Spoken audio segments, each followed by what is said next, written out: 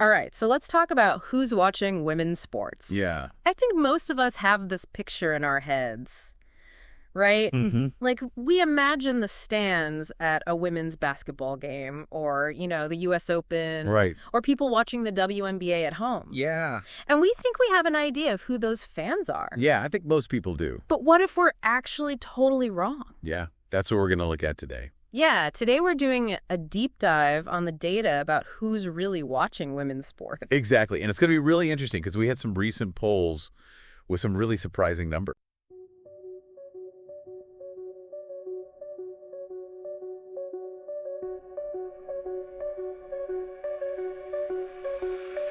Data on the screen, numbers come alive. Male, female flows where the patterns thrive. Visual charts, public colors unify. Gender decoded, bringing truth to light. Small drum fill.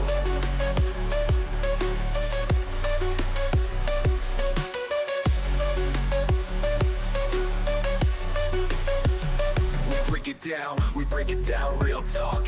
Trends unveiling, facts from every block. Here's your insight, watch the data glide. Gender decoded, let the beats collide.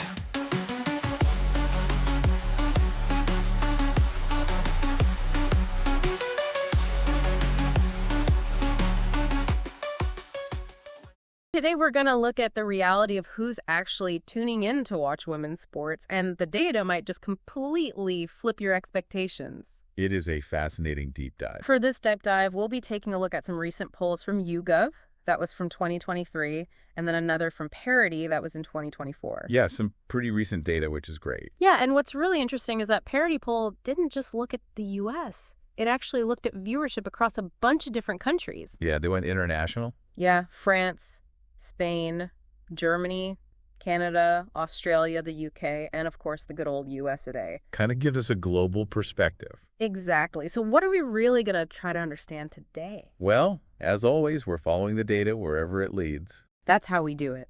But basically, we want to get a handle on who is actually watching women's sports. And we'll look at some potential reasons why we're seeing the patterns that we're seeing. Because I'm telling you, there are some patterns here that might just blow your mind. Oh, for sure. And maybe, just maybe by the end of this, we can all start to see a clearer path forward for women's sports. That's the hope. Okay, so before we get into the nitty-gritty, I think it's super important to acknowledge something the article brings up right off the bat. Lay the groundwork, yeah. Exactly. It's about the historical context. Women's sports have come a long way, but they've had to fight tooth and nail for every inch of recognition and support. Absolutely. There's a long road behind us and still quite a way to go. For sure. I mean, think about it. Participation rates for women in sports have skyrocketed, in recent decades, especially in the U.S. after Title IX. That was huge. Huge for female athletes. But even with all those amazing women competing at the highest levels, media coverage and viewership, they haven't exactly kept pace. That's the real sticking point. Yeah. The article mentions that women's sports still struggle to get even a small fraction of the media attention that men's sports get. Yeah, and it makes you wonder, how can something really grow and thrive if it's constantly being overlooked and underreported, right? Absolutely. And here's the kicker. The article points out that up until pretty recently, we haven't even had a super clear picture of who's actually watching women's sports, the demographics of the viewership. That's crucial information, though. It is. So without that data, it's like we're trying to solve a puzzle with half the pieces missing. Exactly. Okay, so let's jump into the data. What's the biggest takeaway here? What did these polls really reveal about who's watching women's sports? So the core finding, and this is one that might really throw you for a loop, is that consistently men are more likely to watch women's sports than women are. Wait a second, did I hear that right? Men are more likely to tune in than women? That's exactly what the data is telling us. Okay, hold on. Let's take a closer look at the numbers you mentioned. A YouGov poll. Can you remind us what that one was all about? Sure. So the YouGov poll was U.S.-based, and they surveyed over 10,000 adults. It's a pretty good sample size. Definitely. And what exactly were they asking people? They were asking if people had watched any professional women's sports in the month leading up to the poll. Okay, so pretty recent viewing habits. What did they find? Well, the results were really interesting. They found that 31% of men said yes, they had watched professional women's sports in the last month, compared to just 22% of women. So almost a third of the men they surveyed had recently watched women's sports. Right, and you've got that 9 percentage point gap between men and women. Yeah, that's a pretty significant difference. It is, and what's even more illuminating is that the same YouGov poll also asked about men's sports viewership.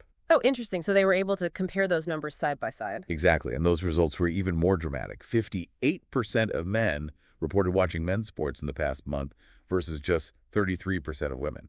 Wow, so we're talking about a 25 percentage point gap for men's sports. A much wider divide. So it's not just that fewer women are watching women's sports. It seems like they're also less engaged with men's sports compared to men. That's a crucial insight because it suggests that maybe this isn't just about women not being interested in women's sports specifically, but maybe there's something bigger going on with how men and women approach sports viewership in general. I like that you're thinking big picture here. Always.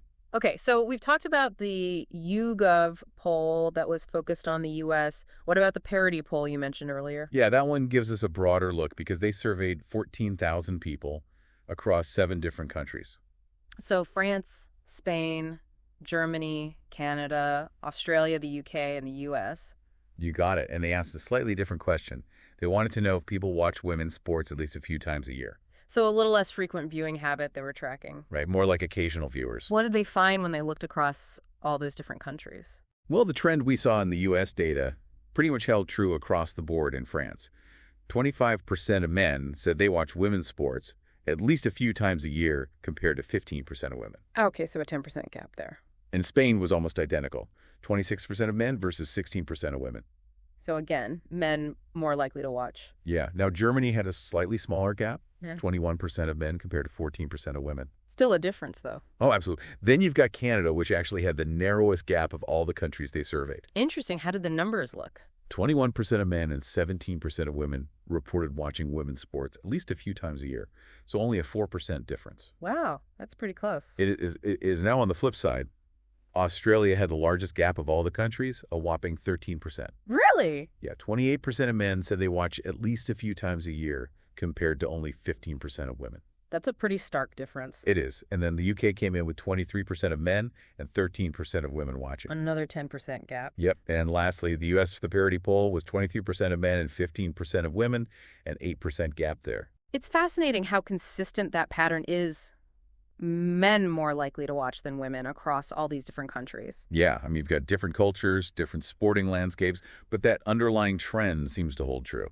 Especially interesting are Australia's numbers with that big 13% gap. Yeah, definitely something to unpack there. You mentioned that the Parity poll also looked at something else besides just that few times a year viewing habit. What was that? Right. They also want to know how many people were watching women's sports on a more regular basis, so daily or weekly. So our devoted fans. Exactly. And across all 7 countries, 23% of men said they watch that often compared to 15% of women.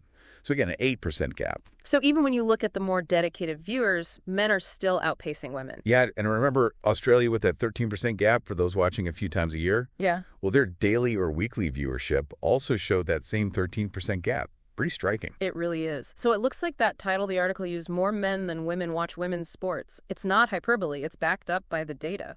The numbers speak for themselves. Okay, so we've spent some time talking about the fact that more men are watching now. Let's try to dig into the why. What are some possible explanations for this trend? Yeah, that's $1 million question. Let's start by considering the men who are watching, what might be drawing them to women's sports. Well, the article suggests that maybe it has to do with their overall higher engagement with sports in general. Mm-hmm. You know, we saw that in the YouGov data, men are just more likely to be watching sports, period. Right, they're already tuned in. Exactly. Yeah. So maybe some of them are just naturally curious about women's sports, or maybe they're drawn to the compelling stories and the competition. And maybe for some of them, women's sports feel like a bit of a fresh slate. Yeah, maybe they're tired of the same old narratives and the same dominant teams in men's leagues, and they're looking for something a little different. It's like an untapped market, almost. In a way. Okay, so that's a possible explanation for the men. But the real head-scratcher here is, why aren't more women watching women's sports? You would think they'd be the core audience. You'd think so, right? It Yeah. does seem counterintuitive. What does the article have to say about that? Well, it offers a few potential explanations, and I think they're all worth considering. Lay 'em on me. Well, one major factor could be good old societal conditioning. You know, for generations, sports have been seen as this predominantly male domain. And those messages, they really seep into our subconscious. Yeah, even if we don't realize it. Exactly. So maybe for some women, there's just this ingrained sense that sports aren't really for them. Like it's not their world. Right. And then you've got the issue of media exposure, or rather the lack thereof. Women's sports just don't get the same kind of coverage as men's sports. Absolutely. We talked about that earlier. And if you don't see something, you don't hear about it, you're less likely to become a fan. It's hard to get invested in something you don't even know exists. Exactly. And the article also brings up an interesting point about solidarity. Are women feeling a strong connection to the way women's sports are being portrayed in the media? Are they seeing themselves reflected in those narratives? It's a great question, and it gets at something deeper than just visibility. It's about representation and feeling like you're a part of something. Absolutely. And then let's not forget that women have a lot of different entertainment options competing for their attention. We're all busy people. Right. So maybe for some women, sports just aren't at the top of their list of priorities. So it's probably a combination of all these factors: societal conditioning, lack of media exposure, questions of representation, maybe even just competing interests. I think that's a fair assessment. The article pointed out a few specific data points that were particularly mind-blowing. Can we circle back to those? Let's do it. I think it's worth emphasizing just how unexpected some of these findings are. Okay, so what really jumped out at you? Well, Australia, for one, remember that 13% gap we talked about, both for those who watch a few times a year and for those who watch daily or weekly? Yeah. That's huge. And it's especially surprising given that Australia has some incredibly high-profile female athletes like Sam Kerr, who's a global soccer superstar. You'd think she'd be driving tons of viewership. You would, but the numbers just don't bear that out. What else stood out to you? Well, in the U.S., the fact that 31% of men had watched professional women's sports in the last month compared to 22% of women, that really flips the script on what we might assume about who's tuning in. It's a bigger audience than you might expect. And then there's that significant difference in the gender gap between men's and women's sports viewership. 25% for men's sports versus 9% for women's sports. That one's really telling. It is. It suggests that there's a broader trend here. Women just aren't engaging with sports at the same rate as men. And that applies to both men's and women's sports. It's not just about a lack of interest in female athletes, it's something bigger. Exactly. And then on the flip side, you've got Canada with that relatively small 4% gap in yearly viewership. The closest of all the countries they looked at. Right. And the article speculates that this might be tied to a stronger cultural embrace of women's sports in Canada, particularly women's hockey, which is a really big deal there. Makes sense. So when we take all these data points and we put them together, what are some of the main takeaways about why we're seeing these viewership trends? Well, one thing that can't be ignored is the role of early socialization. Boys are often encouraged to play sports and follow sports from a very young age, much more so than girls. It's like it's built into their upbringing. In many cases, it is. And those early experiences, they can have a lasting impact on how men and women view and engage with sports throughout their lives. So those deeply ingrained habits from childhood might be playing a role here. Absolutely. And then, of course, you have the media landscape. We've talked about this quite a bit, but it bears repeating. Less coverage equals less visibility. Exactly. When women's sports aren't getting the same media attention as men's sports, it's harder for everyone, including women, to become fans. It's like trying to find a hidden gem that no one's talking about. And then there's this idea of socialization and identity, which I think is really fascinating. The article suggests that maybe because of historical exclusion, women just don't have the same level of ingrained connection to sports that men often develop. Like it's not as central to their identity. Exactly. Yeah. Whereas men are often socialized to value competition and to see sports as a way to express their masculinity. So they might be more likely to embrace all forms of competition regardless of who's playing. That's an interesting theory. What about the marketing and promotion of women's sports? Could that be a factor? Definitely. The article raises the question of whether the marketing strategies for women's sports are effectively targeting female audiences. Like, are they speaking to the interests and the values of women? Right. If they're not, women might just not feel drawn to watch. And then there's that age-old argument about the perceived level of competition. Some people might still cling to the idea that men's sports are just inherently more competitive and therefore more entertaining to watch. Yeah, it's an outdated view, but it's probably still out there. Yeah. The article addresses this and points out that the data actually suggests that the men who are watching women's sports They don't seem to hold that bias very strongly. If they did, they wouldn't be watching. Exactly. So maybe that argument's losing some of its steam. Hopefully so. There was one other thought-provoking point in the article that I wanted to touch on. It was about a possible reluctance to really examine why women aren't watching women's sports in greater numbers. Oh, yeah. That's an interesting observation. The article speculates that there might be a hesitancy to dig too deep into that question, maybe out of fear that it could be misconstrued or used to undermine support for women's sports. Yeah, like it could be seen as blaming women or something. Right. So the focus has often been on advocating for greater media coverage and trying to attract more male viewers rather than really analyzing the reasons behind women's own engagement. It's a sensitive topic, but I think it's one that deserves more attention. Okay, so as we wrap up this deep dive, what would you say is the most important thing for our listeners to take away from this exploration of the data? Well, I think the most surprising and perhaps the most significant finding is that according to these recent polls, men currently make up a larger portion of the audience for women's sports than women do. That really does turn our assumptions upside down. It does. It challenges us to rethink who the primary supporters of women's sports really are. And for you, the listener who's here because you want to cut through the noise and understand the facts, this data really gives us a lot to chew on, doesn't it?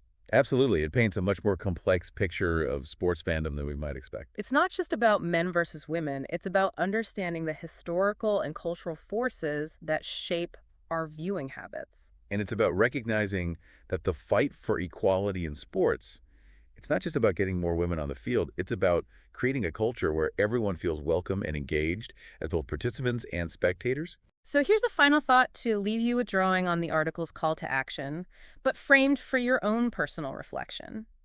What are your own preconceived notions about who watches different types of sports? And how might the data we've explored today change your perspective on sports fandom and media consumption? Think about it. Does it challenge any of your assumptions? And what are the implications of this trend for the future of women's sports? How can we create a more inclusive and equitable sports landscape?